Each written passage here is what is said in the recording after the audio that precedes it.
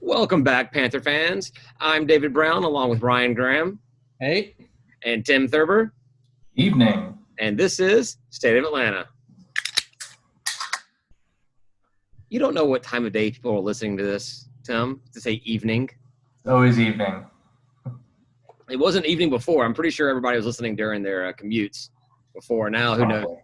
The listens come in very, very randomly, but oddly enough, consistently, every day we're still getting people are still finding time out of their busy lockdown schedules to listen. So appreciate that's that. good. Yeah, thanks everyone. So how are you guys holding up this week? Awkward. All right. Yeah, it's fine. It's whatever. Yeah. Yeah. So Tim, tell us what the other side of the world is like, not having kids to deal with at home during all of this. I just constantly wonder what all the parents are doing and how it's making their lives that much more fulfilling. Oh, it's not more I'm missing out. whatsoever at all. Oh, it's not more fulfilling whatsoever at all. It's No? like a lot of regret, a lot of shame, a lot of just thinking about like way things could have been. Yeah. A little tension, maybe? Why me? It's always greener on the other side, right? Well, honestly, like we talked about before, it wouldn't be that bad either way. If I had to be home with my kids all day long, every day, that's one thing. If I had to work from home 100%, that's another thing. But you combine the two, it's just a recipe for disaster. It doesn't work out well. So They don't want you to work. no, they want to do everything to keep you from working. Like, Yeah. you get on a conference call. All right, can you be quiet for 15 minutes while Daddy takes his call? Okay. 5 seconds later, Daddy, can I watch this? Daddy, I'm hungry. Daddy, this, Daddy, that. And I'm like, yeah, it just doesn't work. Yeah, what she heard was, I have leverage. Right. If I annoy you enough, I'll get what I want. He won't do anything. They have me on a recording of him beating me in the. No, I would never do that. I don't want to use that to sound like it's actually committing myself of anything, but. Well, and I don't mind my kid like jumping on a conference call on accident, but like we don't put clothes on her very often because it's just like whatever, you're around the house. Right. Yeah, our kids have kind of worn the same pajamas like from one day into the next onto the next day. I tried to get them. I like to see them in clothes because it just makes me feel like a real day has happened and like real things have transpired. It's not just living at home 24/7 without getting out at all, but it doesn't always happen. Clothes, something's on them normally. I try to get out of the house for at least a walk every single day. So, Yeah. and I've been bringing her. She's been becoming more adept at her tricycle, which is really adorable. That's good. That's Yeah. good. Yeah, our kid's gotten really good at navigating the Facebook portal and being able to talk to it to call Granny and stuff like that. So, yeah. I'm sure she appreciates that, right? Yeah, she wanted you can do you can share videos. So like her and her cousin, they like do these YouTube dance videos together and everything. And she's asking me to do it. I'm like, I don't know how to do it. Ask your mother. And my 3-year-old's like, I can do it. I hand her the remote. Boop, boop, boop, boop, boop. She has the freeze dance video on. So Nice. yeah, students are passing the teacher. But anyhow, let's get into some Georgia State news. There's not a lot this week. I was gonna say, what could you possibly have? Well, I want to ask Tim if we had any update on the basketball tournament with the Panther family team. We are still ineligible right now. And obviously with coronavirus, who knows if they're going to have the tournament either. How many more people do we need to get to sign on to be a fan to get us that eligibility ranking? Because it's like 64 teams, right? Or is it 48? It is. So It's 64 teams. There's no kind of formula there. I reached out and asked like, what does it take, and to just have fan support, and I'm assuming at some point money, but Yeah, like everything. Well, I mean, eyeballs on the TV feed of everything, I think is going to be a big deal for it. So even if you're not necessarily a Georgia State fan, if you just want to, see, I don't know, why would you want to do it if you're not a Georgia State fan? Or why would you listen to this if you're not a Georgia State fan?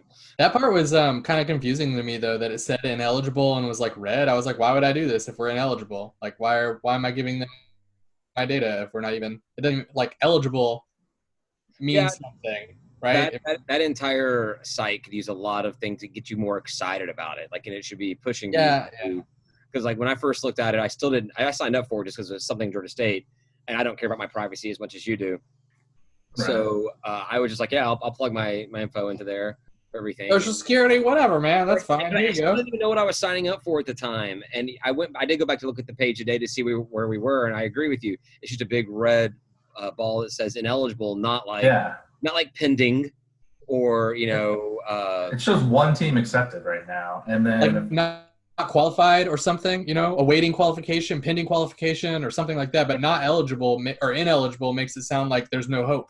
Yeah, like the team didn't fulfill the number of players that need to be on the team to be able to play or something, or or someone's like been banned from basketball for life or something like that. There's something that this team cannot play, not this team still has a shot to play. Maybe we need some committed players. Maybe that's part of the problem. Yeah. Because it looks like all the eligible teams have multiple, like above 6 players. And I know there are a lot of players that said they're going to play, but maybe until they're official, we only have one, which is Ryan Green. Maybe that is why we're ineligible, because we don't have a full roster yet. Yeah, maybe that's what the problem is. So maybe we're right, and we're hating on their website for no reason. We should be hating on our people for not signing up. No, we can still hate on the website because it's completely unclear. All right, well, I'll just go on there and I'll just sign up and say I'm part of the Panther family. I'm going to play, and until someone better than me signs up, I'm going to be on the active roster. Yeah, it'd be nice if you could click on ineligible and it tells you why. Or like, this team needs more fan support or more players signed up. Yeah. All right, Tim, that's going to be your to-do item for this, your action item for this week. Take that one, get TBT. I'll figure it out, and okay. While you're at it, reach out to some players and tell them to get their show together, their stuff together, and get on there. See if they want to be on the podcast. Yeah, exactly. Yeah. So that's the basketball tournament. We'll see how that goes next week. When do we know when it stops? When, like, how much longer we have to get this working? Don't know. I just know it starts June 15th. So I mean, I'm assuming you probably have until mid-May. Yeah. To make sure your team's solid. Details, and everything we know about this is that there are 0 details. It says how it works. Man. You give them your data and you're done. All right. Sign up with a fake name, Ryan. Fake. I signed up. Do you know how many things I've signed up to the email address of moo@cal.com? Guys, sign up. How many? Sign up with my real name. I have no idea. Almost everything that I've signed up for that I don't want to hear from them is moo@cal.com. A friend told me that email address a long time ago. If someone has that, I feel bad for them. Somebody must. If you own cow.com and you don't have moo. Is that owned by like the Dairy Association of America or the Beef Association of America or some association of America? Yeah. Cal.org. Maybe I should get going. I should have moo@cal.org. That's where I should be sending my emails. To be eligible to compete in the tournament, that roster has to have at least 7 players by noon on June 15th. Okay. So with the teams, the game starts on June 15th? Yeah. Is this like dodgeball, like where the guy has to show up the last second to be able to play in the game and then gets his thumbs up from Chuck Norris to be able to play?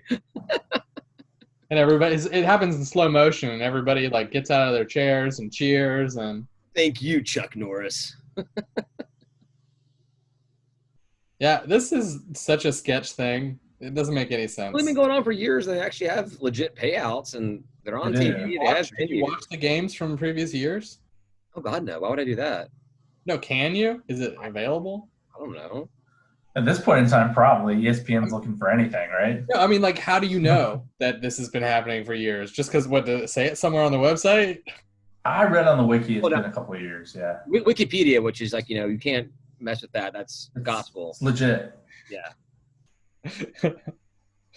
They just put random clips of other basketball games, and whoever was editing it was like, "Yeah, that's basketball." Sounds right. Yeah. Wow. All right. Well, hopefully that'll happen. We'll see. Fun to see. I don't know if June 15th is legit on actually getting some kind of events going. Probably not. At least with fans. Maybe something you can do without fans in the stands, but I don't know about getting fans there. I don't know. Yeah, we'll see. On a positive note, we only have 137 days to college football, so that's positive, right? I think the way to phrase that is at least 137 days to college football. Yeah. Is that that fine? in the news that they were Is that our expecting- game, or is that just like the first like Bob Schmo game? That's our game, the 9-5 game.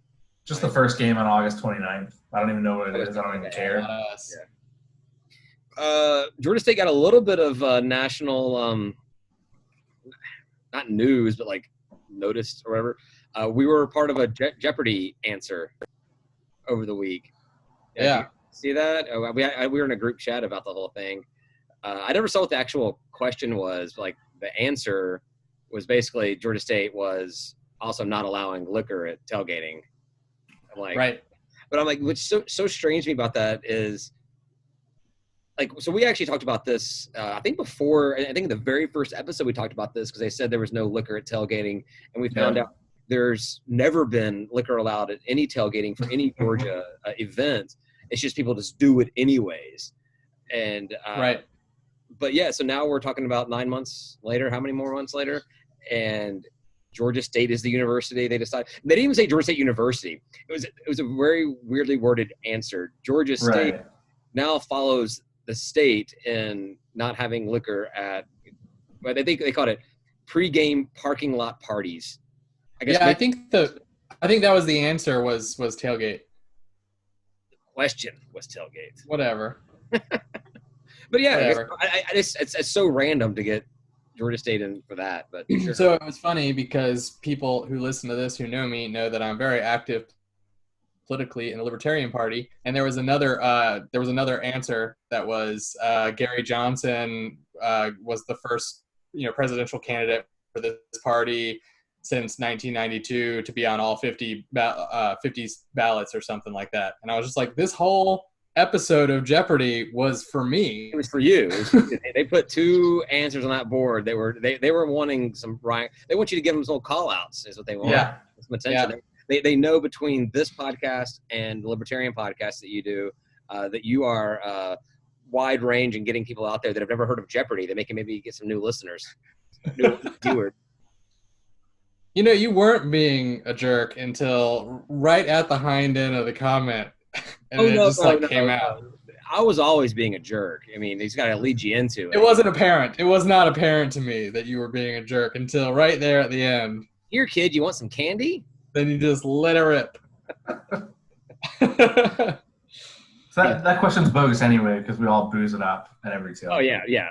I mean, I guess the one thing that I really tried to stay away from this past season that I had not done in previous seasons was keeping any glass bottles away. Which I don't know why it's any different because we were on asphalt before, but we're on bricks now. But I guess I just tried to keep, I say this. I tried to keep glass away. In the very first alcohol that I brought out, the very first game was my signature bottle of champagne to do my tailgate with mimosas. And then I was like, I pulled it out, popped it. I was like, oh crap, I'm not supposed to have I'm so used to bringing champagne to a tailgate. I completely forgot about it. Yeah. But there was plenty of bottles around there. I mean, that one I tried to keep in the cooler the entire time and only pour it when no one was around. And then by a couple hours later, bottles of bourbon, bottles of Fireball are just sitting on the tables amongst the chips and the dips and all the other food and everything. No one ever said a thing about it. No one ever cared. Yeah. No.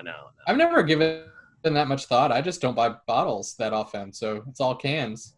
Bottles are heavier to take home and heavier to take out of your house. Yeah.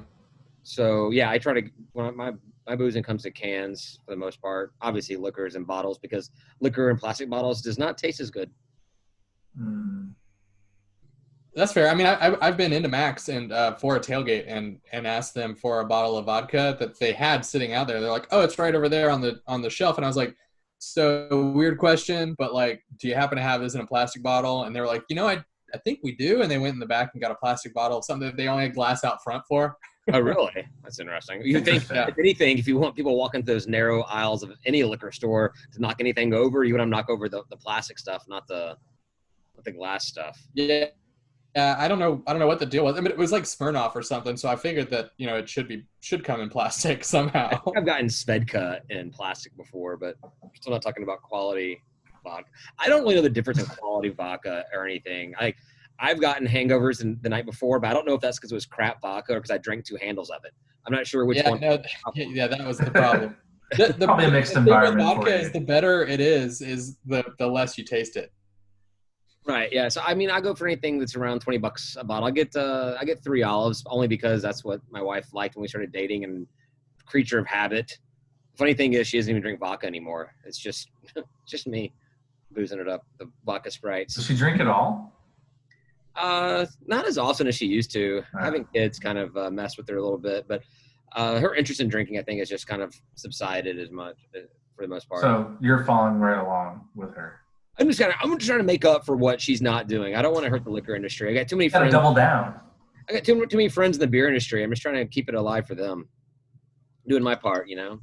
I tried to go up to Halfway Crooks, and I guess they're now just closed on Mondays and Tuesdays, which means I have to their new hours are closed Monday, Tuesdays. it means I have to like plan ahead. I have to it will require, and then I have to sit there and like look at those bottles and not drink them for 2 days. We're like in the dark ages back when you couldn't buy booze on Sundays. You had to like plan ahead on Saturday and not drink it all that night before waking up Sunday morning. Yeah. The worst was This like is my the Sunday holiday. beer. The worst was when the holiday was like around the Sunday. And you're like, oh, I don't have to worry about it. And you forget. And then it's Sunday. And you can't buy it in the holidays either Monday or that Sunday. All the time. But it was just a weird thing because like it'd be Christmas Day and you're like, can I buy alcohol today? Like, I don't know. It's not a Sunday, but it's Christmas Day. Does that count for the same? I literally didn't know. I mean, for the most part, liquor stores are always closed on those days anyways. But like you go to Kroger and you're like, all right, well, the lights are on in the beer aisle. Does that mean I can take – for some reason, I got very nervous about being the guy that would walk up to the cashier with a case of beer and be like, "No, I'm sorry, you can't buy that, sir." I was going to a tailgate at UGA with my dad and stepmom one time, and I went and parked the car, and my grandma was there, so I was bringing her wheelchair down too, and they were like, "Oh, bring the beer." So they had this like giant case of beer. I mean, it was like a 36 pack or something of Bud Light, and I stuck that in the wheelchair and wheeled it down the hill. And you know, a cop, you know, directing traffic's like, God, man, this town, you know. And I get there, and my dad gets on to me. He's like, "That's the wrong beer. That's our Sunday beer." He's like, "You need to take that back up there and get the other beer." So now you're pushing a wheelchair up the hill full of beer. You know, nothing but class in Athens on Saturdays. Well, There's this homeless guy they need to wheelchairing have class beer sometime, around. right? Sorry. What did you say, Tim? I said, who's this homeless guy wheelchairing beer around? Why? Up and down a hill. Come on, man. I was allowed to get haircuts. No, he was a townie. What he was. He was a townie back then. Townie. No. You weren't an Athens townie? Not back then. No, I haven't been a townie in a long time. I didn't know how long ago you were talking about. But, some more Georgia State news. Not really big on the recruiting thing myself, but I'd have something to chit-chat about. So we have a graduate transfer from UVA, so he's probably pretty smart, which is great. Chris Moore, a safety, coming in. I don't remember if he has 1 or 2 years left. I would assume just probably 1 year. Usually one, yeah. The good thing about the graduate transfers is they have immediate eligibility, so. Right. But don't you even have to, like, is it one of those things where you have to prove that, like, UVA doesn't have the same program or something like that? And, like, so we have some program that UVA does not have that he's transfer to. Or does that not apply for graduate transfers? No, that's the rule. Yeah. So, but, I mean, you get somebody who's, you know, been in a bigger program for 4 years and then, you know, is bigger and older and he'll probably be an immediate impact player. I mean, if he's not, then we're doing it wrong. So he has not started every game of the season. He actually missed the 2018 season due to an injury in the preseason. So yeah, I'm assuming that he just kind of like we were talking about with the other guys that left the basketball team the past couple of weeks. He just saw the writing on the wall. He probably wasn't going to get a lot of starts, and if he wants to have a future in football afterwards, or just wants to spend his last year of eligibility playing ball, find somewhere to go. But I do find it interesting that he picked Georgia State. He's a Virginia native, so it's not like he was coming home, be closer to the family, to get some family and friends in the stand or something. So, I mean, that's a testament to what we got building over here. Is that he's like, all right, this is a program that is worth my time and my talent to go visit. Yeah, I don't know anything about his situation either, but it could just be that like we legitimately have something that because our school is solid, right? Like especially for post grad. So for like an NBA or something, we're one of the top in the country. So Yeah, he can probably get it in this 1 year that he's he'll be here. well, a free year. Only like 2 years to get an NBA. So Or maybe he just wants to end up in Atlanta afterwards, and this is his way of getting into the city and getting some roots built and whatever. So yeah, there's a lot of reasons people move around and do what they do. Yeah, So I'm never going to turn down like talent coming to Georgia State to play. Yeah, he was a 3-star, so that means he was ranked, I guess, right? And isn't that how it works? Or either now he's a 2-star, right? If we no, there's 2 stars. Yeah, they retroactively downgraded his ranking after he announced that he was transferring to Georgia 4 years later. Yeah, exactly.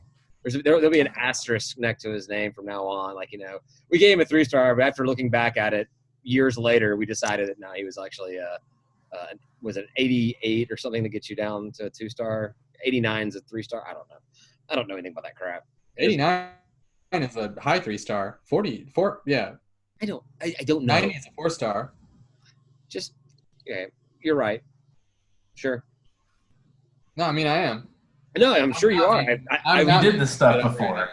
I literally have no idea. I just know that they talk about something being in the 80s, and it turns you from a 3-star to a non-star or whatever. But he'll be a star with us no matter what, right? No matter. Yeah, hopefully. There's more in the secondary, lighten it up. Our defense needs all the help it can get. That's for sure. maybe he can just take on the D. Maybe that's his role. He's coming in here to take over for the DC job. The coach here. He's out there play calling next year. He's got the headphones on. He's sitting up in the box playing calls, calling plays. Play calling. Dude, I don't know. Play calling plays. Hard, aren't they? It's a wine night. What do you want from me? Oh, I want you to drink more and more wine. How many bottles are you down so far? Nice. Sorry, how many boxes of wine are you down so far? Yeah. All right.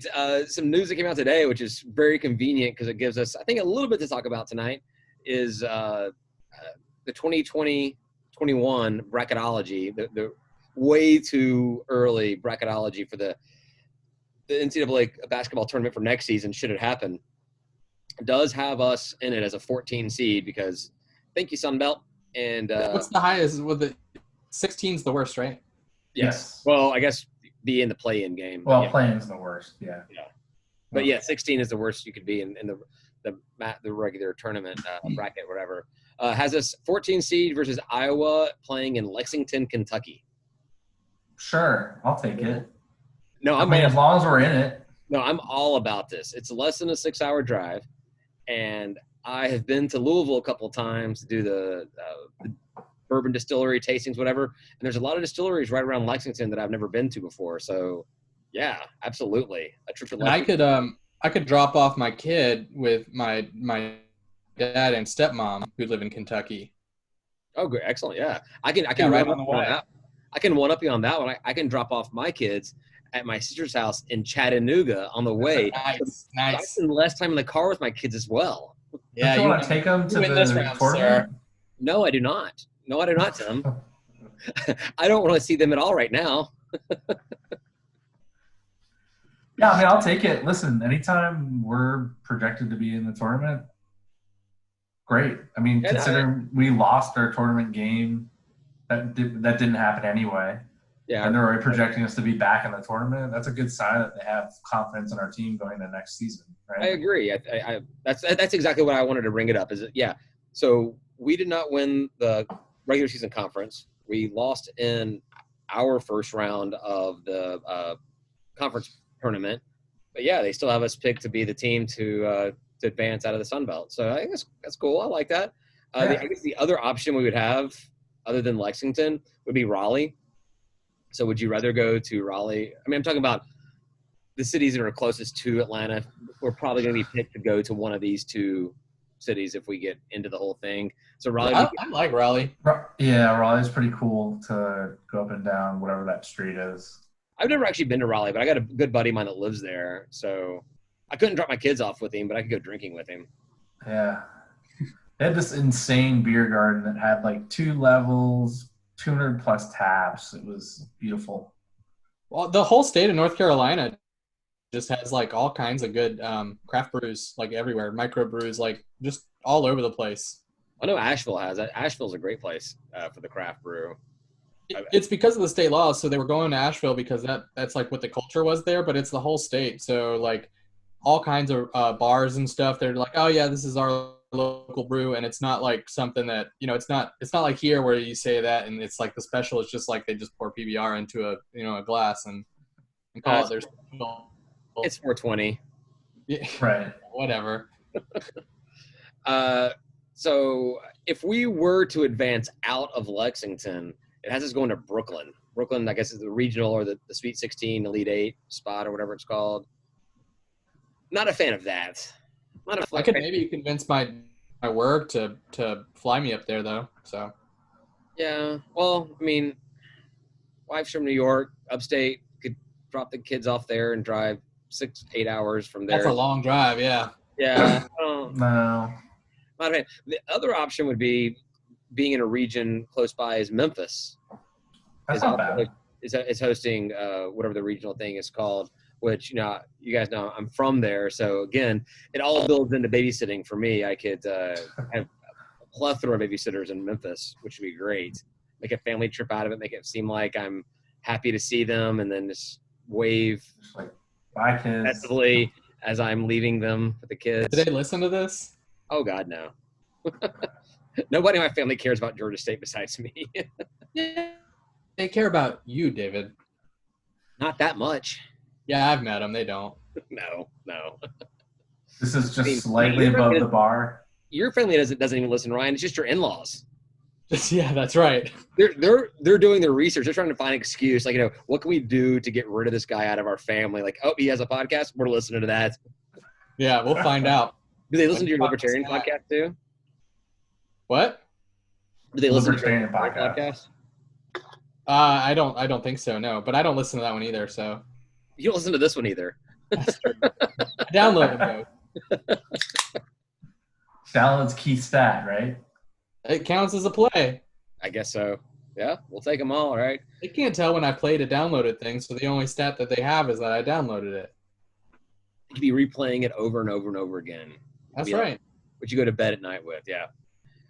Something else I almost forgot to bring up, depending on the notes and everything, but the hashtag Light It Blue got a little national. Got stolen from us. Yeah. I know. Was it the weekend? I think it was over the weekend. They were doing it for all the health workers, the first responders, the essential employees, all that kind of stuff out there. They wanted to light up their national landmarks or get landmarks lit up. Major Yeah. buildings and stuff, yeah. Like, Because the Merc was lit up, right? the stadium was lit up. Georgia State Stadium was lit blue. Did it? Did they light the inside blue lights? They did. Well, they either did or they posted a picture of it lit blue. I'm not. Okay. So they turned I have it not. on, took the picture, turned back off. Yeah, I'm not sure. Bobby Dodd. It probably costs a lot of money to light that up, the entire stadium up for 30 seconds for a picture. But I didn't. Go I back. wish they would do. I wish they would do it all night for even away wins. I agree. Or even just have like if they had like a very, very bright blue spotlight that went straight up in the air whenever we won. That'd be great. Yeah. That'd be cool. Right. I like that. Yeah. They put Explore Georgia or Georgia Explorers, whatever it is. They put Bobby Dodd up there when they lit their stadium blue, and I was like, can they really light their stadium blue, or are they just doing filters? Probably, if they did all their ribbon board and their video board just blue, it would probably light up pretty good and blue. I mean, that's all we really do. I think that's all we do. Yeah. We said that we just have that massive video board, which kind of helps out quite a bit. It Like does Mercedes help. Benz, their outdoor lighting is all LED with the ability to change colors. But whatever. Yeah. Yeah, because that's what they were going to do when the stadium was announced and we were going to play there before the Braves announced they're moving. Is they made a comment about being able to change the colors to whatever event was going on. And I think the last picture on their page for the whole thing was it lit blue, and they didn't say anything about it. But I'm like, all right, so they can light it blue when Georgia State plays there. That'd be really cool. And then obviously we're not playing there, so It would have been a disaster anyway with United. I mean, Oh yeah, getting bumped for Falcons is one thing. Having to get bumped for another sport as well. We'd be bumped to like Friday and Thursday nights Yeah, all throughout the season. The schedule would come out and be like, Georgia State playing, whoever, like, September 15th through 18th. We don't know yet. we'll get back to you. Just book your flights for the entire week. It's a tour of Atlanta. You can probably see 2 or 3 games in the same stadium that weekend. Just ignore those soccer goals on the field. Don't worry about them. They're just there for show. Well, they wouldn't do the soccer setup. No. I mean, you could, right? Because soccer setup, the seats have to retract for. They do, yeah. I mean, for all we know, we lost it on like not even of our own accord. Like they were probably just like, no, you're not going to be here. There's too much going on. No, we were listed on there. We were grandfathered in. We were grandfathered in. It was part of the agreement that they would have to host games for us. I mean, we still had to pay for them, but they would require to. And actually, the original, whatever that stuff's called, when they put the fencing up around a construction site and all that, the advertisement type stuff said, coming summer 2020, blah, blah, blah, whatever. It actually had the Push-Up Panther logo on there along with the Falcons logo on there. United was not announced at this point, so they were not on there. But Falcons, Georgia State, Peach Bowl, and SEC Championship. I guess I don't know if Final Four was announced then or not yet, but there was multiple there, and Georgia State was right there along the announcement on it. So we were guaranteed to be there. We didn't have much of another option. Yeah. Yeah, we got really lucky with what happened. I'm fine with that. I am more playing in Herndon, Yeah, I'm more than satisfied with acquisition of Turner Field. Oh yeah, this is way better. Yeah. For a zillion reasons. Yeah. That's the last I've got for Georgia State specific news. There was a little bit of Sunbelt news, or at least an article previewing the East in football this upcoming season, should it happen, which is pretty complimentary of the Sunbelt and Georgia State overall. I thought that there was no like cheap jabs or digs or anything. And it was fair. It didn't feel like it was it wasn't Homer or anything. You could tell. Yeah, it wasn't written by the AJC, so they actually said nice things about us. It was an ESPN article. They actually obviously was paying attention to like how we played and not just looking at the stats and coming up with a narrative. Right. I thought that they started off from the very beginning. They talked about how the Sun Belt got rated during the last alignment with Conference USA, but pretty much flat out said that the Sun Belt came out better off afterwards than Conference USA did. Yeah, and it talked about our P5 wins with App State beating both North Carolina and South Carolina, and us beating Tennessee. And they said all 5 out of 6 teams in the East have beaten the Power 5 in the past 2 years. Yeah. Which team got left out of that? Which team has not accomplished that task? Yeah. It doesn't matter. No, it doesn't. Yeah. It doesn't matter because they're losers. they can't even keep up with them. Only one team in Georgia beat a P5 team. So Carolina beat Kansas, and then Troy beat somebody, right? Is it Troy? Are they the East? Troy is East, yes. Yeah. They beat somebody. And then App got UNC and USC last year, but I don't think they're just only counting one of those. So yeah. No, they talked about both of them because that was App State just doing App State things. They had them number 1. Spoiler alert. Hey Ryan, I don't know what's going on over your house, but you're Max Hedringham a little head. You were a little bit there. Here. So tell your daughter to stop streaming games on her iPad while she's. Or porn. Stop it. No porn. Yes, tell your 4-year-old to stop streaming the porn. Hey, it's happening earlier and earlier. I hear these days. I don't know. I don't want to know why you hear about that kind of stuff, but we'll move on. Let's see. They talked great about Dan Ellington, which I don't know how you can talk about him and say anything other than great stuff about him playing through the injury. They even changed like italics, like, emphasis, playing his last 4 games through injury, which was cool. And one thing I saw in the article that was really cool is they gave credit and I gave an expectation of how good a Atlanta-based G5 football program should be. Like, this is what you expect. Beating Tennessee is what you expect out of a G5 program coming from Atlanta. That just is a testament of knowing exactly what kind of recruiting you got in Georgia and what a hotbed Atlanta is. So Yeah. I'm sure the coaches are right on that to make sure that it should stays be true. They let's see what else they say. They projected us to go 6-6 this season. Take it. Yeah. But we were still like tied for second with that, right?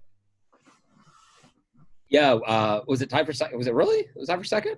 Yeah, that other school was also 6-6. Yeah, I thought that was interesting. And 6-6, and then 4-4 in conference. So I assume that means they think that we're beating Murray State and losing to Bama.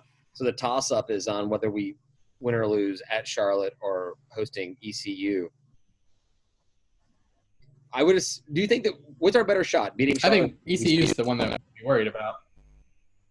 Yeah, beating ECU at home or beating Charlotte away. Which one's more winnable? Charlotte away. Charlotte. That's how I put it in my notes. Was that we most likely Charlotte would be the one that you would kind of bank on winning. Although, man, beating ECU that'd be a fun win to get because like that's going to be Well, assuming all things are back to normal, which who knows what normal is going to be like come September. ECU brings a big crowd, and beating a team at home with a lot of their fans in the stands is always a lot of fun. So, do they all wear pirate hats? That's what I want to know. I don't know if they wear pirate hats. I know they definitely go full out on the purple, which I mean, it's their color, so why not? So reminds me of Louisiana and LSU.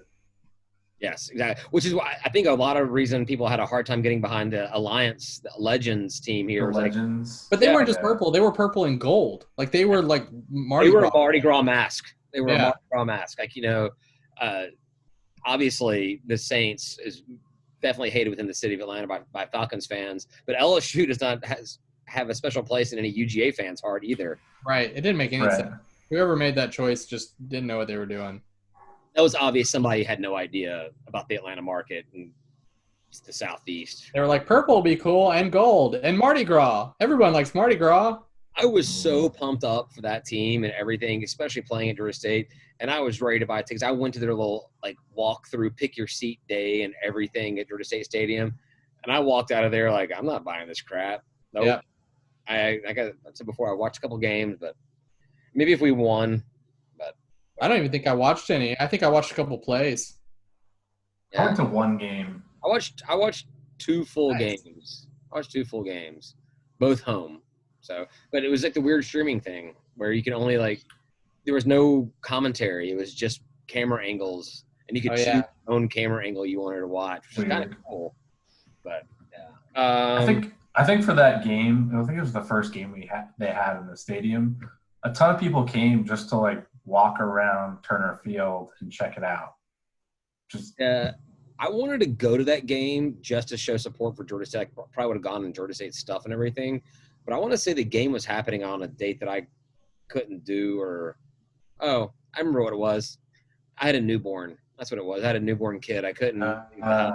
Yeah, you got to choose your battles on that. It wasn't like it was a Georgia State game or anything. Yeah, I'm definitely not leaving I'm not going to cash in some dad points to go see a purple and gold team being played at Georgia State Stadium. So they did have a good tailgate. They had free beer. Did they really? Yeah. You have to just show your ID. Tim, I have a job, so beer isn't very expensive. I buy beer. It's like a buddy of mine at my job. We still work together now. Anyhow, one day he said that he realized he was burrito rich. There's no point in his life where he cannot buy whatever burrito he wants. He's burrito rich. Yeah. So you're beer rich. At any point in the day, you can afford. I just want a beer. I'll buy a beer. Get a beer. You can get a beer. That's a nice little token of their appreciation for coming to their game. Yeah. Well, also, you're not going to buy 30 burritos in one day. So. I mean, you could. Christ. I don't know why you would. David. and put those burritos in your grandmother's wheelchair and wheel it down. Yeah. Rolls up and down a hill. Hey man, work smarter, not harder. All right. There you go. There you go. So that's all I got for Sunbelt.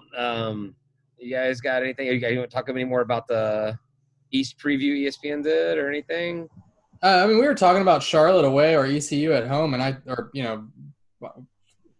exactly. And we play better away, and Charlotte's not as good. So it's like all the cards in their favor, in our favor on that game. I mean, Charlotte, Conference USA, ECU, American. What are they? Are they AAC?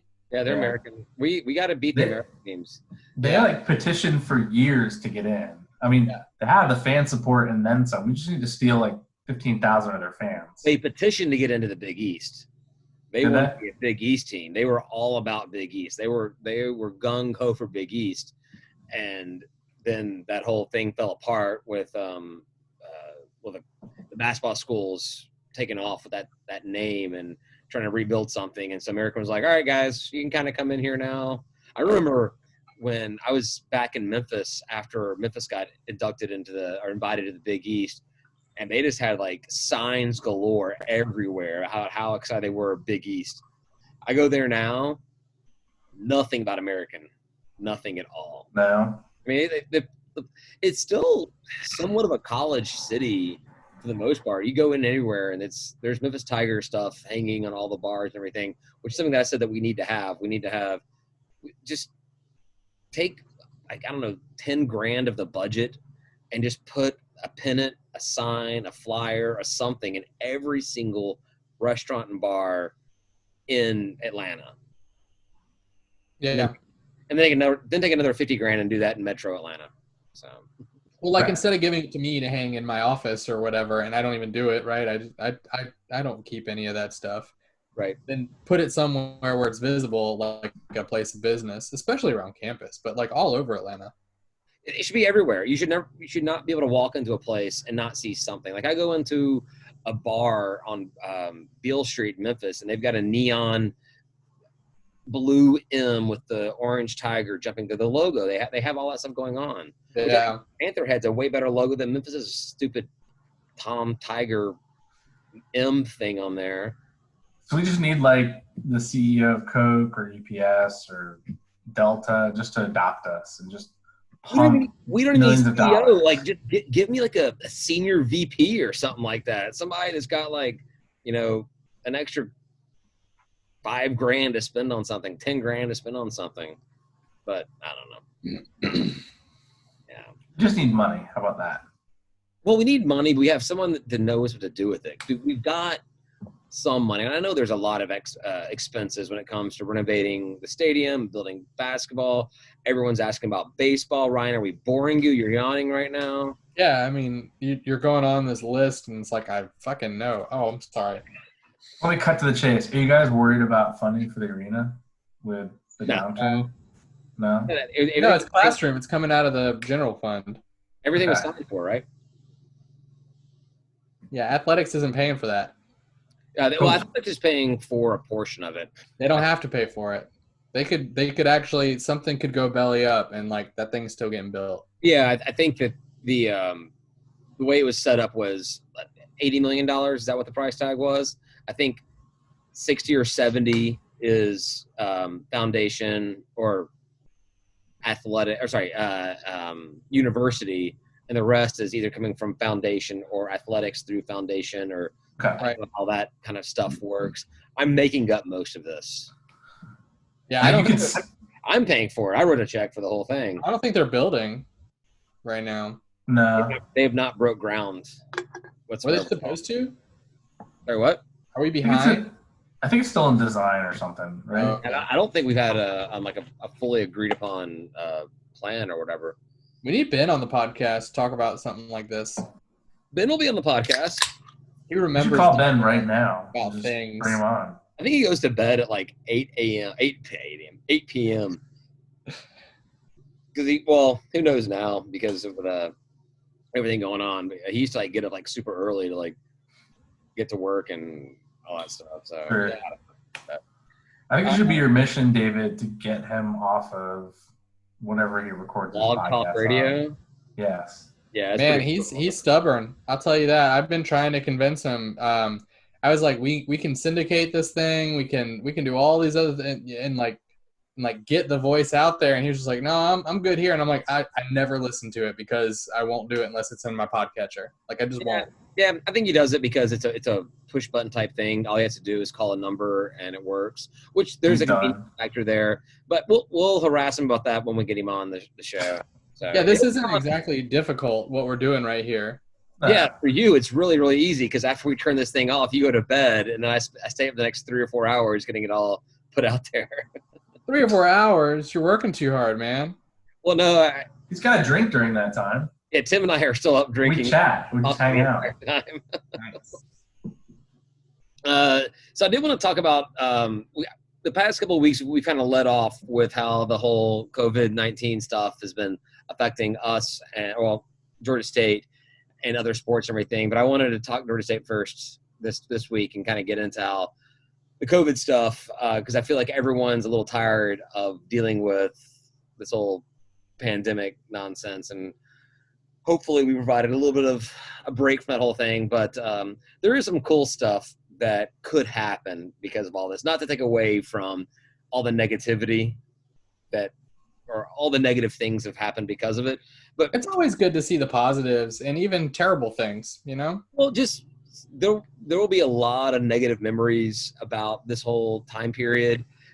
People talk about it and everything, but we may be able to have some like really, really cool sports memories out of the whole thing that I guess mostly in a pro sports area, but even in college football. So it came out earlier today, I think, that there's a talk of doing college football this season, pushing it back from the August-December timeframe to a February-May of 2021.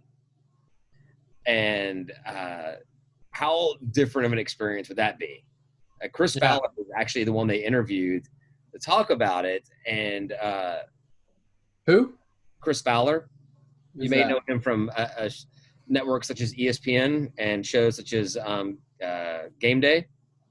Yeah, it's not ringing any bells. Chris Fowler? Not ringing. ESPN, Game Day? I don't know what that. I don't know those things. Now you're just being an idiot. But excuse me, I watch Georgia State. Is Georgia State ever on that? That's how we found out Dan Ellington was playing in the whatever game that was after the Monroe. Oh, that's true. Yeah. But I guess we'll get to that in a second. But there was a couple of things talking about how it's affecting college athletics. Cincinnati announced today that they're canceling their men's soccer program. Period. The whole thing. Period. Done. Yeah. They didn't say suspended. They didn't say put on hold. They said they're canceling it.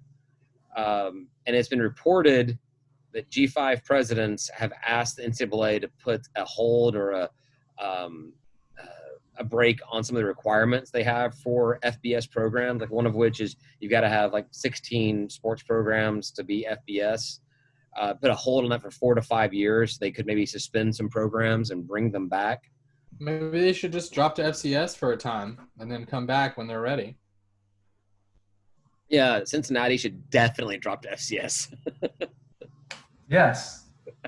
That would work out well for us. But it was also reported that officials are predicting, because of COVID-19, college football playoff expansion. It already should have happened. So wait, they're going to use COVID-19 as the reason to expand it? Financially, that a lot of programs they want more money. Need more money, but the contract's through 2025, so I don't think you could change things this year. Yeah, you can. You can do whatever you want, right? Change the contract. Well, yeah, and especially if we're not playing football until February, you got more time to figure it out. Yep. They were talking about wanting to move all the way to 12 or 16 teams. I'm down to 12. I'm a little wary of 16. It's still like 16 of 130, so it's not like the end of the world. You know, I wouldn't want to let in like 75 of them or whatever, 70 of them. Right. No, I've always thought of 8 teams as being like the perfect number of teams. I like 10. I like 10. 10. Yeah. The disparity between your top 10 and your next 10 is pretty great. I mean, it's pretty bad, and obviously we all want that G5 team. We want that UCF team. We want that Georgia State team. You want 2 of them in, right? Well, yeah, why not? You do your conference champions for every P5, and then and I know. No. Just hear me out, and then you can tell everybody why you disagree with me. But I like your 5 conference champions from your P5, your best G5, and then 4 at-larges just from the whole shebang. As soon as you start putting an official distinguishment on P5 and G5, you have created a legitimate divide between P5 and G5 programs. There's already a legitimate divide. You're creating a legitimate FBS SCS distinction. And so once college playoffs do it, then you're going to have other rules. Well, the G5s can have more scholarships or less scholarships, or there could be a different review thing. You can start doing other things for P5 and G5, and you don't want to get away from stopping them right now from doing that. I don't disagree with what you're saying. I just disagree with your approach to it. I think that you should do your top conference champions, your top 5 conference champions in the top 10 of the rankings. So whatever conference champion is in the top 10, the top 5 of them get in. And then you do 3 at large, or however many at large you have for your rest of your college playoff. So you don't make a distinction about conferences specifically. You just say that the highest ranked within the top 5 or highest ranked within the top 10 of conference champions. Because what was App State ranked at the end of the season? I don't know. What I would think of is the UCF when they beat Auburn, and their quote unquote national championship run. What was their ranking at the end of the regular season? I don't know, but I feel they were definitely top 10, but I don't know what the exact ranking was. Did they beat out? Was there a P5 conference champion ranked below them? No, but they already do only let one G5 into the New Year's Bowls, don't they? Yeah, I don't know, something like that. They already have that distinction. Yeah, I just I don't like the idea of putting in like any kind of specification that these 5 conferences are guaranteed a spot and these 5 conferences are not. Well, I mean, so here's the thing is they are better, right? I mean, like the players, the level of play in those conferences is better. There's not any way you can argue anything else.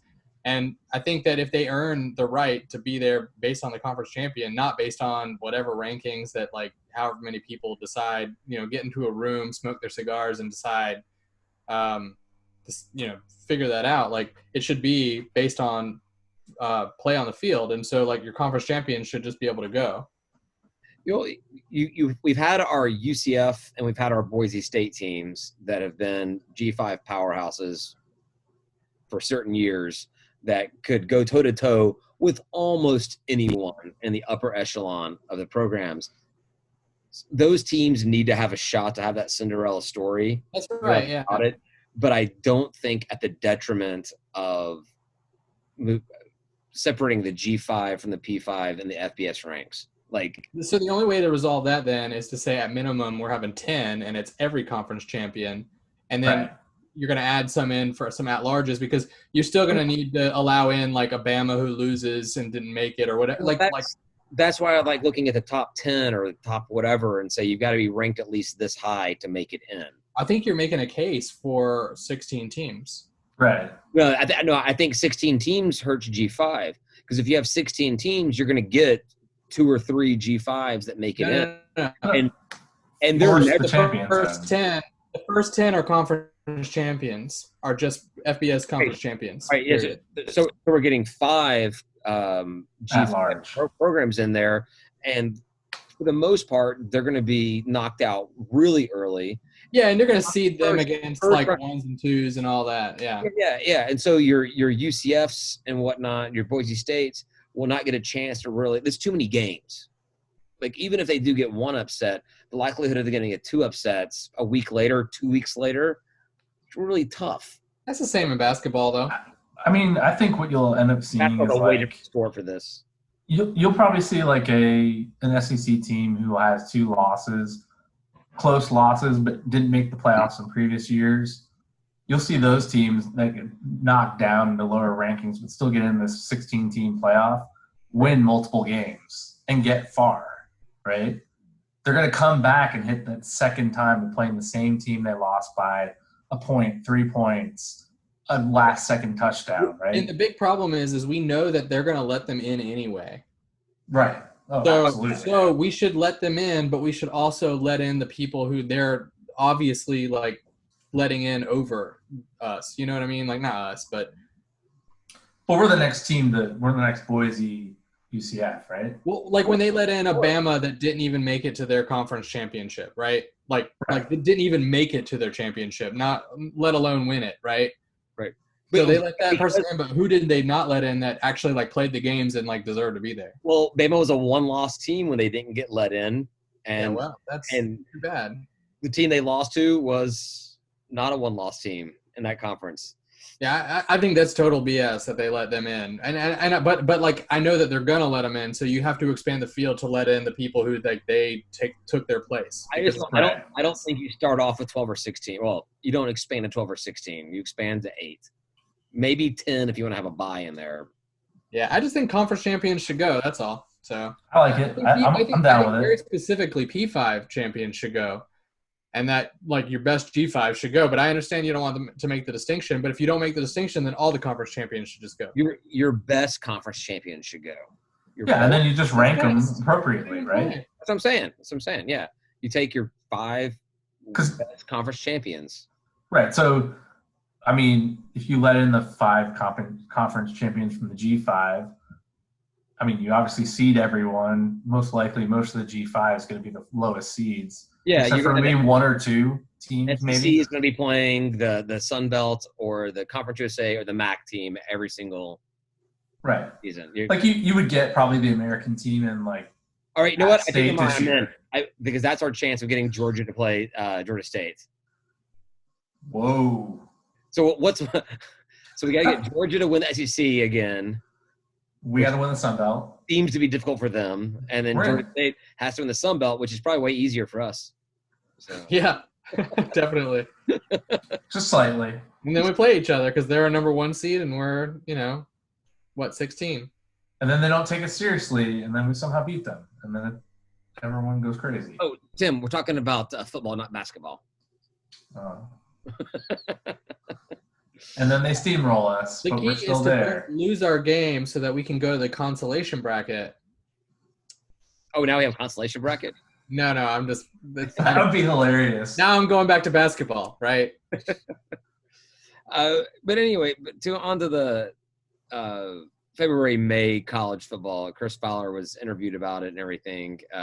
He's on ESPN. Ryan, look him up. Was it based on anything? Is he with the NCAA? Does he? No, it was a combination of just interviewing him and then like what rumors have been coming out of the NCAA about stuff. Okay, so it has legs. It's not just like random like. No. Editorialized. Well, one of the arguments was if we're not allowing students on campus, then you can't allow athletes play games because they're student athletes. If you have them play the game, then you're admitting that they're employees of the program and therefore they are somehow different, and that just opens up a whole new can of worms. How does them playing during this admit that they're employees? Because they're on campus. They're giving different treatment than other students are. Be there, take use of the facilities, be there. I feel like that's a stretch, but that's fine. I'm okay with treating them like employees too. Well, yeah, exactly. I actually have that in there. It's like Ryan probably thinks it's a thing. Ask Ryan if college athletes are employees. I need to read your notes sometime. Apparently, you put all kinds of stuff in there. I do. Random thought. You could just claim it's health and safety standards for college athletes and they're not employees. Yeah. Yes, absolutely. Figure out their lawyers will find a very clever way of saying that, and then the players' lawyers will find a very clever way of going against it. And I don't know what the outcome is going to be. I just want to kind of keep things the way they are because I enjoy watching it. I would be okay with a February to May college football season. Yeah, no, I'm good with But that. It'll be cold at the beginning. Are you okay with a now until February of no college football? Yeah, I can handle it as long as the NFL plays. Yeah, right. That's a big question, right? But they can play to an empty stadium, you know? NFL? Yeah. They don't have that employee problem, you know? So can college. No, but they don't have that employee problem that you brought up about yeah. I mean, yeah, college football could play like not allow students or fans to come to the games, but not while they're not allowing students on campus, to your point. Correct. To Chris Fowler's point. I think another thing they brought up about a reason why trying to figure out to get the season to play, if you want to play in the regular schedule or regular months, August through December, is college football crosses all 50 states. All 50 states play college football. All states play college football on varying levels.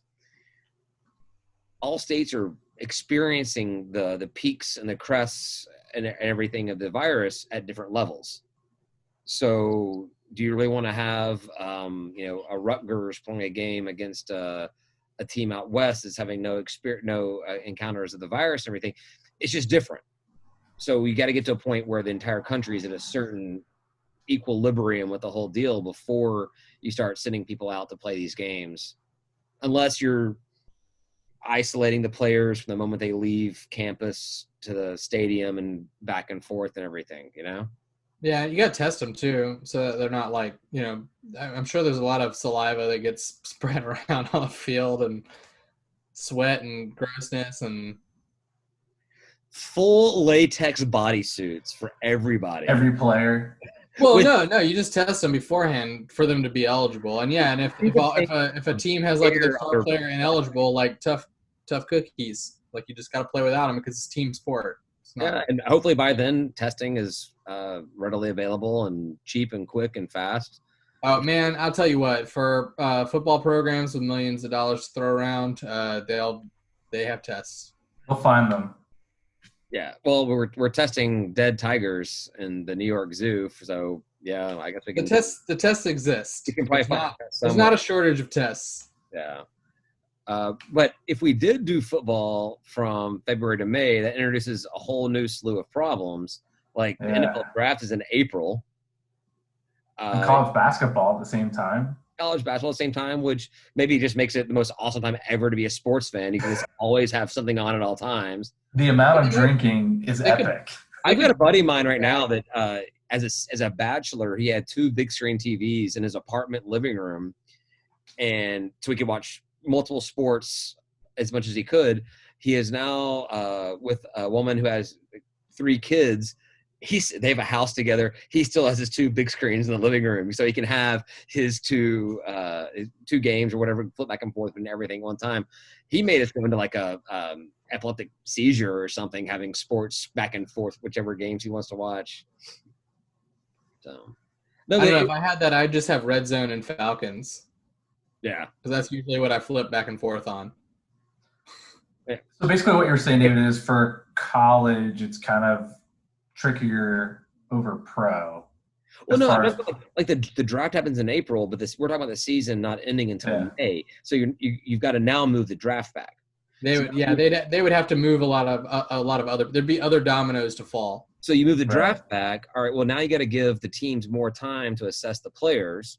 So you give the teams to assess the players. Now you've got players that are coming into the program. Whatever team drafts them, they're coming in months delayed in learning the playbook, getting familiar with the program, knowing everything going on over there. It's a domino effect on everything. It changes quite a bit from that perspective.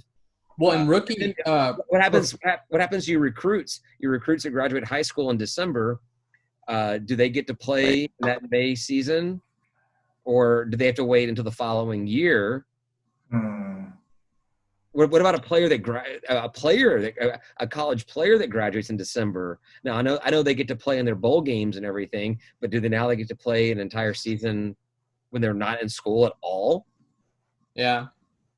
There's already this problem with rookies in the NFL where, like, basically they have to play their season for college and then immediately go to the draft. They train for the draft, then they immediately go to the draft, and then after that they're flown, on a plane to whatever training facility to start training Right. camp, and then they have their season. So like that whole scenario, that whole timeline is already like super tight for them, and like it's Sure. nonstop. And then you have your players that are not graduating, and so they're finishing their season in May. Let's say late May, if we're including bowls and playoffs. I don't know what's happening with that whole deal, and they've got just a couple of months, or really just a month, to get ready for the next season. Which, unless you got a serious injury, a month of not playing football should be enough time for you to get re-energized. That's asking a lot. I've never played that at that level. I don't even know. Oh man, it's easy, dude. I got it. I don't say, Sure you do. but all this is kind of cool. Like, this could be a really cool experience. Like, like Tim said, if we have NFL starting on time or even a little bit delayed, so we get a little bit of football, some pro football to watch for, let's say, even just October start or something, and we roll into a February college football. The tailgate change. It was the most important thing to me is how the tailgate goes. Normally, here in Atlanta, we start our August-September game, and we're wearing T-shirts and shorts. It's hotter than balls, and we're sweating out there. Now we'll be starting in February. It's going to be cold. Maybe some It's going to be heaters. snow. I mean, it's going to be our snow month. It's going to be wet. I mean, I think we need to do the chili cook-off from the last week to the first week. Yeah. Right. That's when everybody's going to want some chili, Grilled cheese sandwiches. I gotcha. Grilled cheese sandwiches, yeah. Maybe a tomato soup competition to go with the grilled cheese. That's right. There you go. Just use Campbell's. I've tried to make tomato soup. Just Campbell's is fine. Use Campbell's, but use milk. Mm. It's not hard. Don't add water like it says. Add milk. It actually does put, for a creamier texture, use milk on the back. Oh, that's new, man. It's been Yeah, a while since I've looked at the can. Yeah, they get tired of people trying to make their own or buying the other stuff. They're like, nope, just do milk. Yeah, Do milk. it's the right Are you move. gonna have a update, David, on when MLB is gonna restart for last call? MLB. I have an Yeah. entire segment on MLB for this. Are you done talking about college football? What? Never. I mean, I'm ready for college football. I don't want it delayed. It'll probably be delayed, and I'm fine if it's played in February. What about the All in. schools like in the Northeast or the Northwest? Like your You play in the snow. yeah, I don't care, man. we're gonna like Wisconsin football, Minnesota football, like They better start getting heaters for their field. who actually plays in the Northeast? Are there any good college football teams in the North, like the Northeast? Like there's Rutgers, Syracuse plays in a dome, so they don't care at all. Buffalo, oh I man, mean, Rutgers invented football. yeah, that's what they tell you all the time. And Yes. then they somehow forgot how to play it. Yeah. And they can't play it year after year after year. Syracuse isn't the worst, right? Think of it, they have the Carrier Dome. Yeah. Syracuse should just rent out their stadium. They can have a college football game Friday night, Saturday night, Sunday. I guarantee you, Buffalo may want to join in on that. I was gonna say, like, professionally, like Buffalo has been through some pretty terrible weather, and in the '90s they were dominant. Buffalo Bills, not the Buffalo. Yeah. And so, but they play a later season, and like, they've got pretty crap weather up there. It's not good. It's not good. So, The lake effect or whatever. Have you seen that picture of Buffalo, like during the lake effect, where it's like this clear, pristine, beautiful city, and there's just this wall of like just snow nonsense, crazy blizzard. No, I've not seen video talking I've not about. seen I've been that. to Buffalo a couple of times, and I've been there during the winter, and it's cold. Yeah. It's cold, but they have some great breweries up there too. I spent an entire day. I had to go to a wedding, and up there, wife's friends and everything, and spent the entire day just brewery hopping. I was so hammered by the time I got to that wedding. I have got no desire to go to Buffalo for pretty much any reason.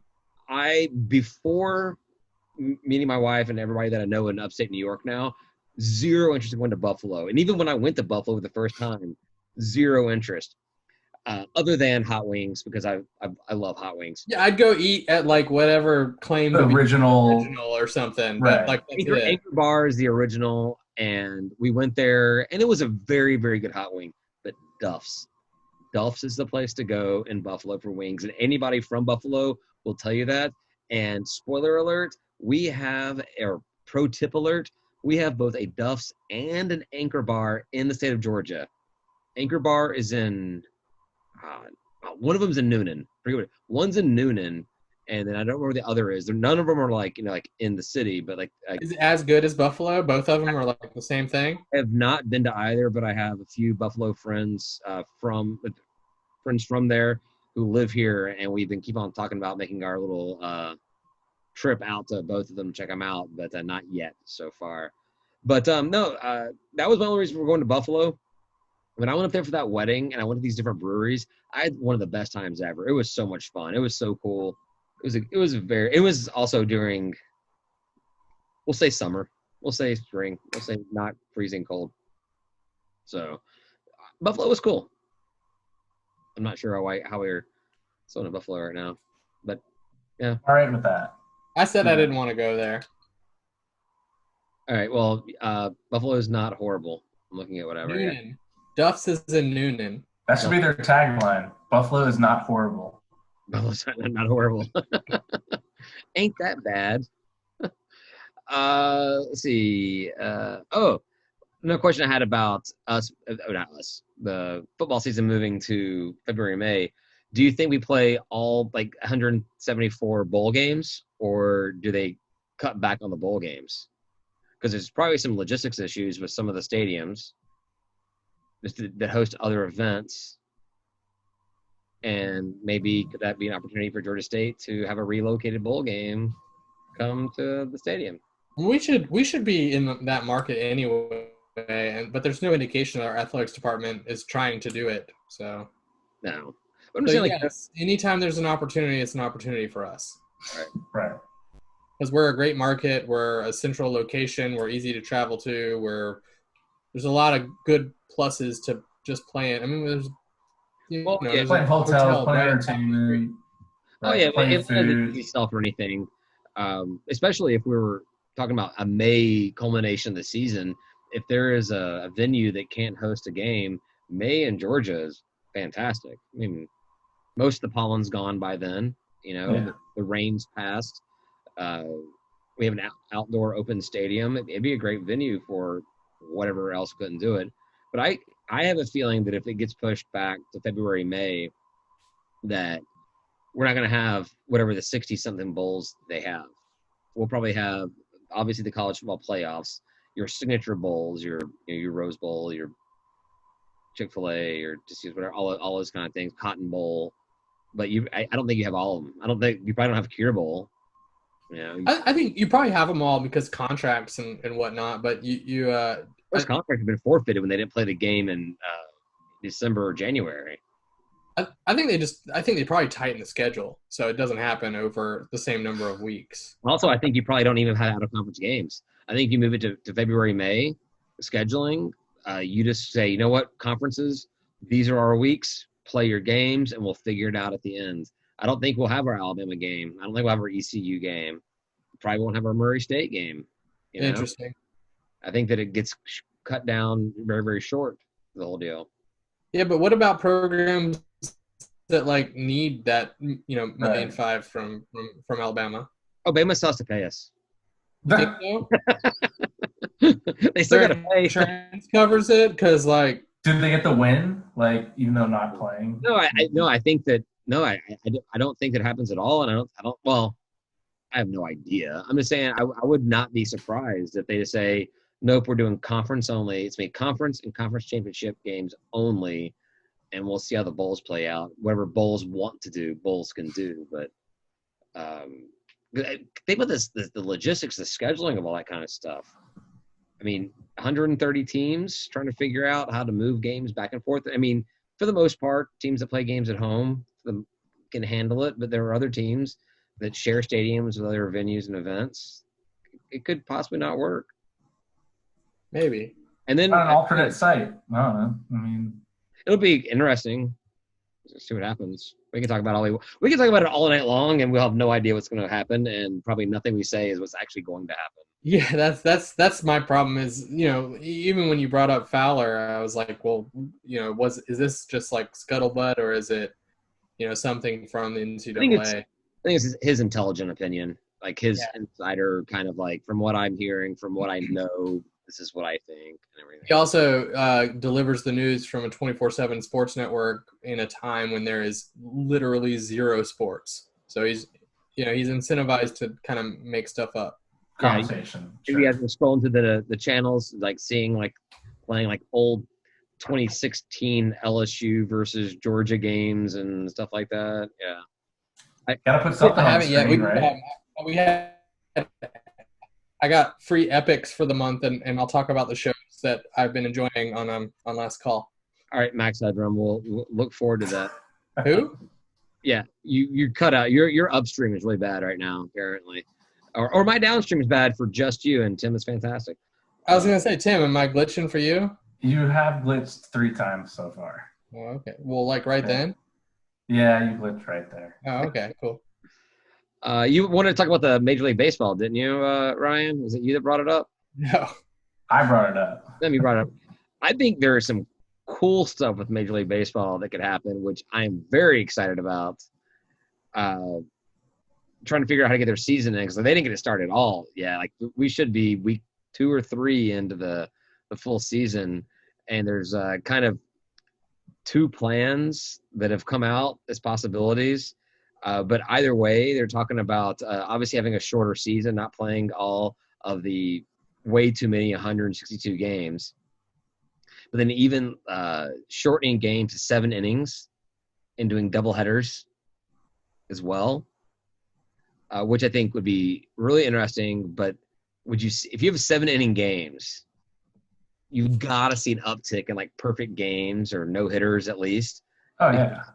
Because your pitchers, once they make it, I guess now it's like if a pitcher makes it to 5 or 6, starting pitcher makes it to 5 or 6 innings, you're kind of like, oh wow, man, it's a good game for him. But for the most part, the best of the best, they make it to 7 innings, right? So you get a pitcher makes it to 7 innings, he could have a perfect game, he could have at least a no hitter or something. Way easier than going to 2 more innings. Right, 2 additional innings. I get it. Yeah, I think you'll see an uptick in. The stats would be ridiculous. There's got to be an asterisk in everything in the entire baseball stats for this year if something like that happens. Across all stats, right? Oh yeah, even for hits, but you're not going to have any kind of batting records set, hit records, run records set in a 7-inning game season, especially with fewer games. Another thing they said as far as something different is instead of going to extra innings, go to home run derby. That sounds like a video game, but I like it. Yes. No, I'm all about this. I want a home run derby, extra innings. I mean, it's almost like MLS and penalty kicks. Like, I feel like that's a – So my friends or family that I've known who've played competitive soccer say penalty kicks are the worst thing to happen to soccer because it takes everything away from the sport. Right. Much like the single game series takes away from the playoffs in baseball. But, it does. Well, because the single game series is not a thing. Well, in the playoffs it is. I just call it an elimination game. That's it. Yeah, it's not a series. Right, exactly. But I guess so. There's the 2 plans. One is called the Arizona Plan.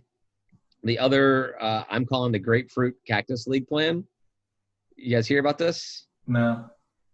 All right. So, spring training for baseball is broken up into the teams that practice in Arizona, which is the Cactus League, and the teams that play in Florida, which is the Grapefruit League.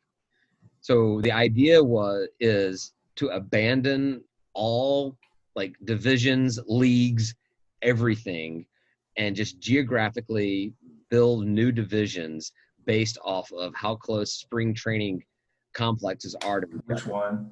Yeah. So that would put the Braves in a division with the Red Sox, the Rays, the Twins, the Orioles. Like basically we're in an American League team at that point. Yeah. And I have no idea what they do about the designated hitter or all that kind of I was stuff. gonna ask, what do they do there? Yeah. Maybe when they play at the Braves facility, the pitcher's got to hit. I don't know. And then the same thing would happen across in Arizona with the Cactus League, everything. I want this to happen so bad. This would be the coolest thing to happen to Major League Baseball in forever. I'm on board. I am so on board of doing this. And they would just move it back and forth between the practice facilities, each of the teams. No fans, no anything, just record the games, put on TV. I love it. That's a tough division, or whatever you call it. So I don't know what they call it. I guess Group. So somebody some news outlet, whatever, ran the numbers based off of, how many games we're supposed to win in our division in the NL East versus how many games we would win in this division, or how many teams those are. And they said they gave 3 examples of different divisions. And there was one where these teams work out really, really well. And then this other division that the other teams do really, really poorly. And they specifically said the Grapefruit League South, which we would be in, actually there's it's pretty much even Steven. There's no big difference. Each team is expected on the numbers is expected to win about as many games as they would under the other one. So I think it's cool. I think it's an awesome idea. I mean, I would much rather us play the games in the home stadiums. Sure. But if you're going to do something off the wall, that's kind of a fun way of doing it. It's interesting. I'd be all for it. I'd be all for anything at this point. Even MLS, they're trying to figure out their season. Obviously, no fans, and they're going to call it MLS Studio. I'll take it.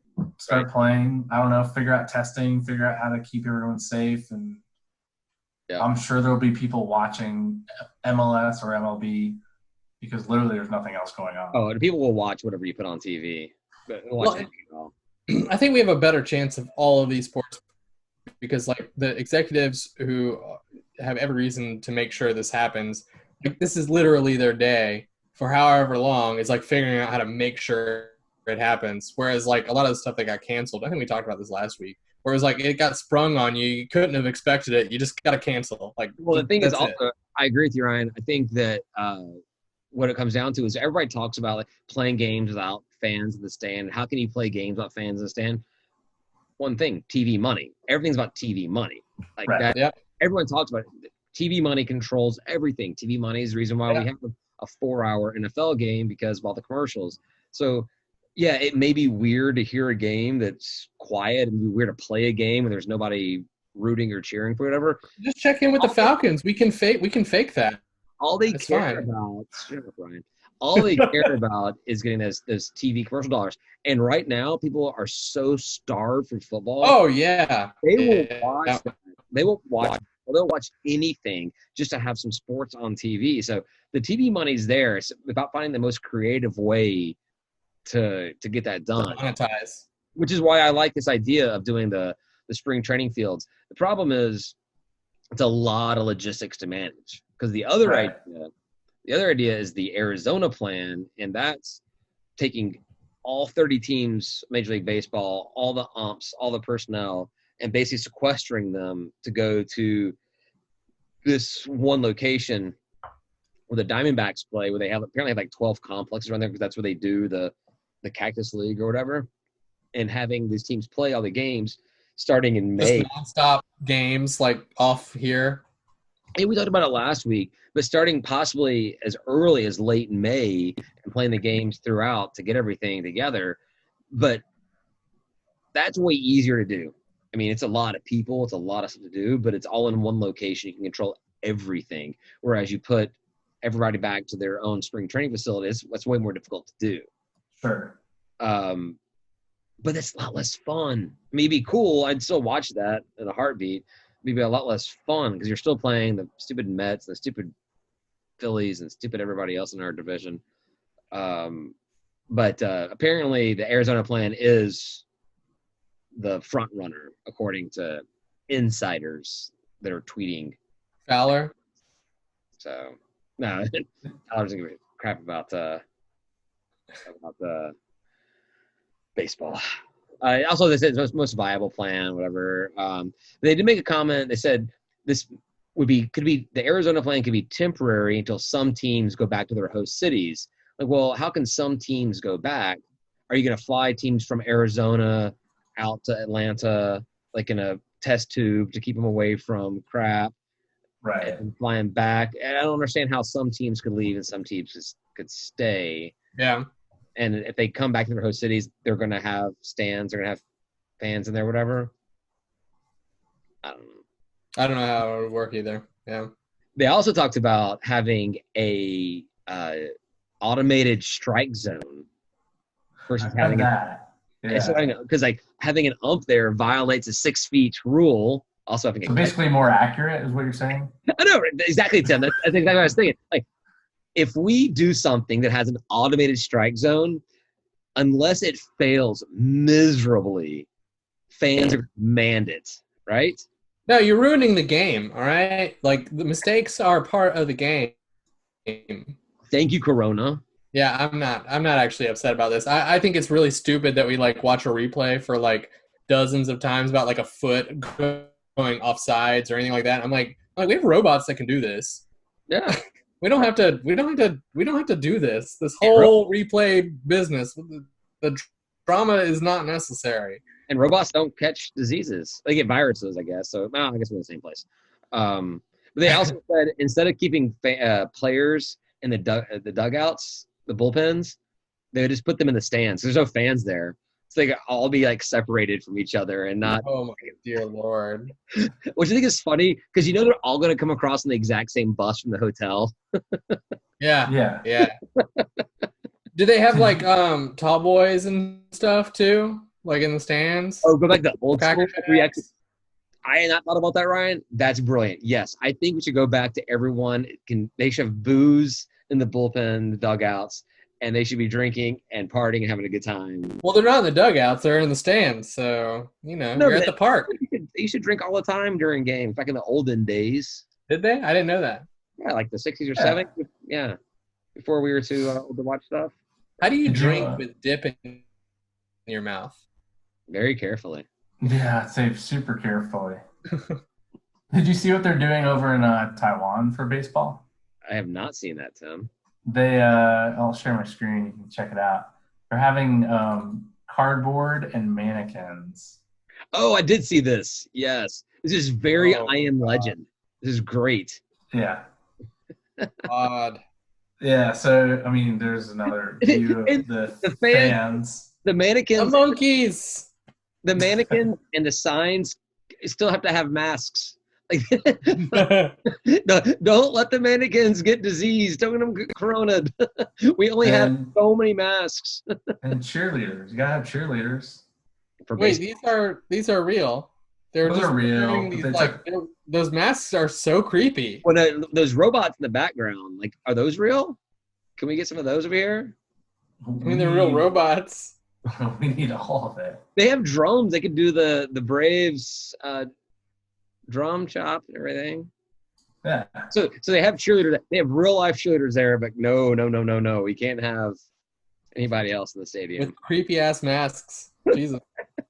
Do you have a creepy mask yet? Hey, I didn't ask. You guys have masks yet? I don't have one. Yeah, I'll get mine for last call. It's blue. Nice. My wife has been making some masks, but specifically made them for it's not specifically. I think the only one that I have here was one she made for my sister. It's University of Tennessee fabric because my sister. Gross. Yeah. The only thing else I got one other thing, but I'm going to move it to last call. One last thing before we close this one out is my dream of actually having football like straight from January through all next season or next year or whatever has come to an end because the XFL has folded. What? Really? Already? Oh, you guys they played less games than the AAF, didn't they? I think they played any game, did they? they played the exact same number of games as Alliance did. Yeah, they announced a couple of days ago they suspended operation with no plans to restart in 2021. Maybe the AAF can come back next year. They have a reason? Together. They had money. Their money plan was for a full 3 years, but that money plan also included them having another several games happening, and throughout the revenue coming through, they suspended everything. So, yeah, man. God, I just don't understand how we can't get like a sub-professional league in NFL. What is so bad about these players that like nobody wants to watch people who just don't make the NFL? The NFL is like literally the cream of the crop. So few players go to the NFL. The XFL was doing very well until this whole virus shut everything down. I kind of thought the XFL would be the last sport to really shut down, but yeah, they're just like, we'll just keep trotting everyone out there. It's okay. Exactly. But it's just weird, the drop off. Like even the AAF, like I was watching that football and was like, what am I watching? This is just isn't that good. You know, how is this less good than college? That's what I thought too. Yeah, like, it doesn't make sense. Yeah. All right. Well, that's all I got for this episode, guys. You guys got anything else? Nah. All right. Nah, I just want to curse. There you go. I already have. So. I know. Yeah. All right. Well, thanks everybody for listening. We're going to close this one out. Thanks, Brian. Thanks, Tim, for being here. We're going to head over to Last Call, which is our unfiltered, uncensored. Talk about the first friendly. Talk about whatever else we want to talk about. Yeah, so it's free to listen to on patreon.com/State of Atlanta. This Friday, it will be free to anybody. Well, not free to anybody. If you're a Patreon member, it'll be available immediately to you as well. So thanks again, everybody, for listening, and go Panthers. Bye, y'all. Bye.